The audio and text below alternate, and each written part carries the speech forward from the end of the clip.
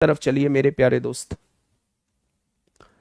Next question की तरफ चलिए। क्या होगा इस क्वेश्चन का साथी? बिल्कुल सही जवाब नाव तथा धारा का क्वेश्चन है। बहुत सारे बच्चे ये सोच रहे होंगे कि मेरे भाई कब नेक्स्ट क्वेश्चन आएगा। जैसे ही उनके सामने नाव तथा धारा का क्वेश्चन आया वो ऐसे घबरा जाते हैं, पता नहीं क्या होगा, है ना।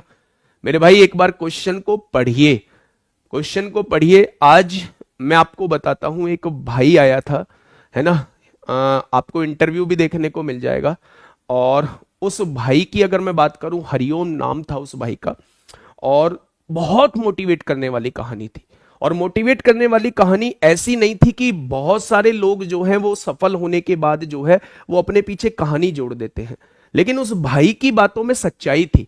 उस भाई के हाथों में प्रूफ था, जो बात उसने मुझसे बोली थी या जो बात उसने हम लोगों को बताई थी।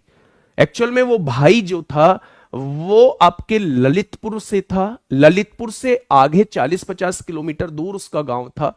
ललितपुर में वो अपनी सिस्टर के यहां रह के उसने पढ़ाई की थी। 3 साल से सिस्टर के यहां रह के उसने पढ़ाई की।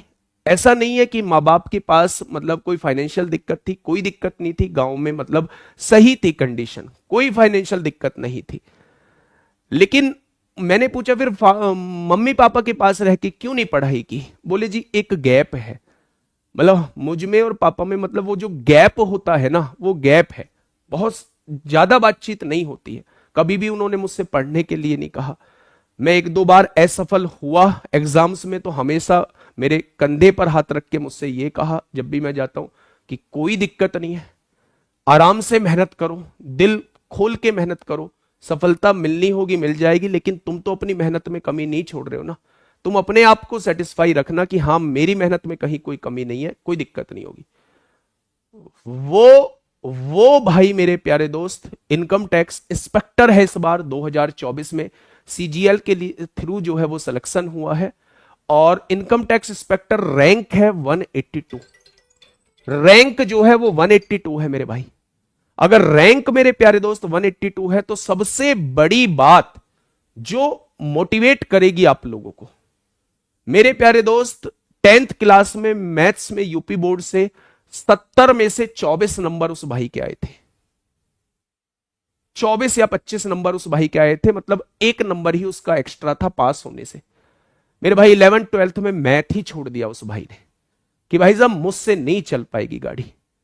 ग्रेजुएशन में बायो से उसने किया, अपनी ग्रेजुएशन में बायो से की उसने ग्रेजुएशन, लेकिन लास्ट ईयर में ही किसी ने बता दिया, बच्चे बाद में क्वेश्चन दूंगा, लास्ट ईयर में ही किसी ने बता दिया कि मेरे भाई सीजीएल नाम की कोई चीज होती है, ऐसा कुछ होता है वैसा कुछ होता है।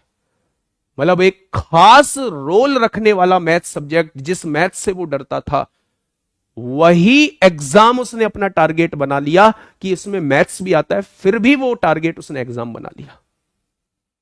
और मेरे प्यारे दोस्त उससे अलग किसी और एग्जाम के बारे में सोचा नहीं, एसएससी से अलग किसी और एग्जाम के बारे में सोचा नहीं। आप लोग समझ रहे मेरे भाई? मैथ्स में शुरू के सीएचएस सीजीएल के एग्जाम में मात्र 70 नंबर थे।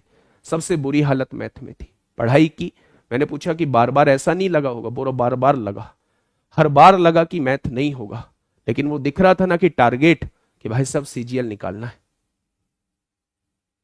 2024 के सीजीएल मेंस में 90 में से 90, प्री में 50 में से 50 उस भाई के। और आज वो इनकम टैक्स इंस्पेक्टर की जॉब लेके जो है वो मिलने के लिए आया है। मतलब इतना बड़ा परिवर्तन, इतना बड़ा कमबैक बच्चे। हाँ मुझे पता था कि बहुत सारे ऐसे लोग आएंगे जो कर कुछ नहीं सकते, बस अपने मुंह से एक जुबान निकाल सकते हैं। झूठ है, झूठ है मेरे भाई। भाई करके दिखाओ पहले कुछ, है ना? ठीक है, मैं भी आपकी तरह कह सकता था। आप खुद नहीं कर सकते तो दूसरे को बोलने का तुम्हारा कोई हक नहीं है मेरे भाई। आइए मेरे भाई क्वेश्चन को थोड़ा सा ध्यान से समझिए, क्वेश्चन कहना क्या चाह रहा है।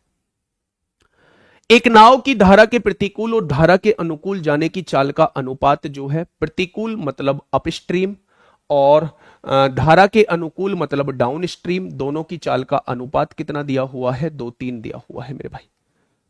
अब क्वेश्चन ने कहा